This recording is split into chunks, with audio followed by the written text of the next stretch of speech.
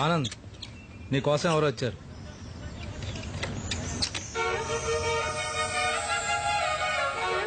Hi.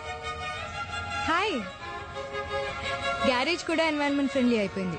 Nice. నువ్వేంటి ఇక్కడ? Bike ఏదైనా ప్రాబ్లమా? వేరే ప్రాబ్లం.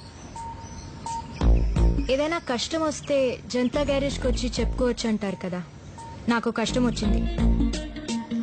నాతో పాటు వస్తే ఆ కష్టం తీరిపోతుంది. వస్తావా? డన్. 1 hour లో రివ్యూ మీటింగ్ ఉంది సార్. నేనే డ్యూటీ బాగుండు అనుకున్నాను, నువ్వు కూడా. మనకు తప్పదు కదా సార్. అక్కడ పొలిటికల్ ప్రెషర్ బాగా ఎక్కువైంది సార్, అందుకనే ఇక్కడ ట్రాన్స్ఫర్ చేశారు. మనకివన్నీ మామూలేగా, ప్లీజ్ తీసుకోండి. తను తీసుకొస్తుంది అనుకున్నా, తన్ని పిలిపిస్తే. తీసుకురా. చిన్న పనుండి బయటికి వెళ్ళిందండి, ఫోన్ చేశాను, వచ్చేస్తుంది. మేము వస్తామని తెలుసు కదా, ఇంతకంటే ఇంపార్టెంట్ వర్క్ ఏముంటుంది?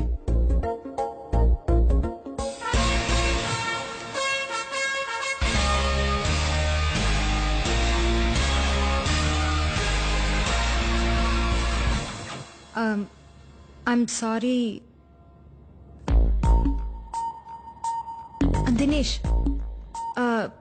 మీరు ఈరోజు వస్తున్నారని, ఇలా ఒక మ్యాచ్ చూసారని చాలా సడన్ గా చెప్పారు నాకు. అందుకే నా మనసులో ఉన్న మాట చెప్పడం కన్నా చూపిస్తే బెటర్ గా ఉంటుందని ఇతను తీసుకొచ్చాను. ఇతను Anand. We are seeing each other.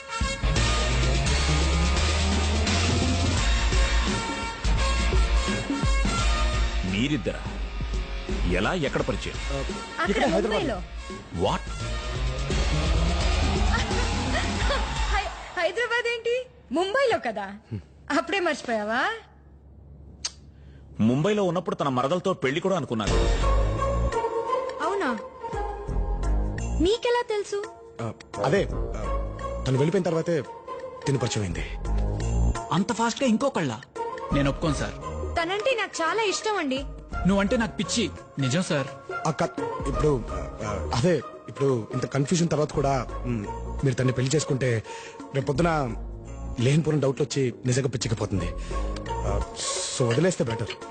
వాళ్ళిద్దరూ ఒకళ్ళంటే ఒకళ్ళు ఇష్టపడుతున్నారు, చూడ్డానికి కూడా బానే ఉన్నారు. వాళ్ళిద్దరికి పెళ్లి చేసేవచ్చు కదా. ఇప్పుడే స్టార్ట్ అయింది కదా అమ్మా. ఇంకొన్ని రోజులు ఒకరినొకరు ఇంకా తెలుసుకోవాలని ఉంది. అందుకే నేనే బెటర్. నీ గురించి నాకు మొత్తం తెలుసు. నీ బొంద తెలుసు, ఇంకొకరిని ఎవరైనా తీసుకొచ్చి మన ముందు నుంచబెట్టి. అందుకే నేనే బెటర్. నీ గురించి నాకు మొత్తం తెలుసు.